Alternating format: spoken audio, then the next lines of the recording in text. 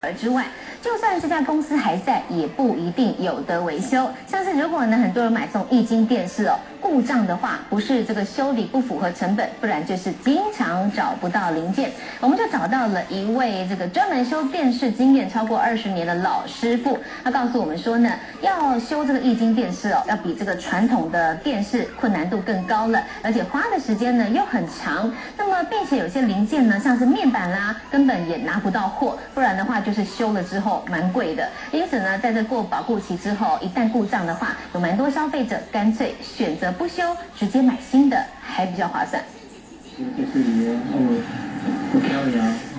张老板小心翼翼地把面板拆开检查，每个动作都不敢大意，万一不小心撞到，整块面板可能因此报销。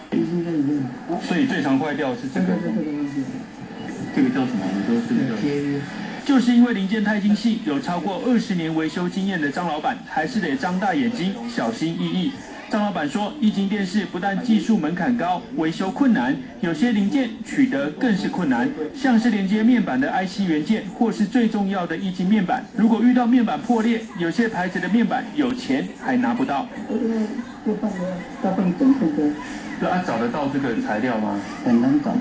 很难找，我们来到专门维修液晶电视的店家，你可以看到呢，客厅摆满了各式各样的液晶电视，而店家为了修理民众呢可能遇到的问题，也准备了各种的零件。张老板说，如果电视的画面出现扭曲或是一整片的杂讯，就要拆开面板检查到底是面板控制模组还是 IC 元件出问题。光是检查就得耗上一段时间。如果是 IC 元件出问题，光是更换连接面板的 IC 元件，至少就要3到5千元。如果面板破裂，换一整块的面板，至少要5000元起跳，价格至少是原厂的一半。每一块面板的型号都不一样，这必须要找到一样的，对不对？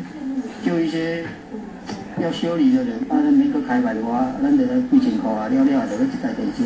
张老板说，现在液晶电视越来越便宜，虽然维修的价格只有原厂的一半，但是愿意把电视拿来修的民众却越来越少，通常都是直接买新的电视机，部分零件取得困难，维修时间又长，加上修的人越来越少，也让这位修电视的老师傅不禁感叹，钱真的越来越难赚。东森新闻李宝仁、蔡双全在高雄。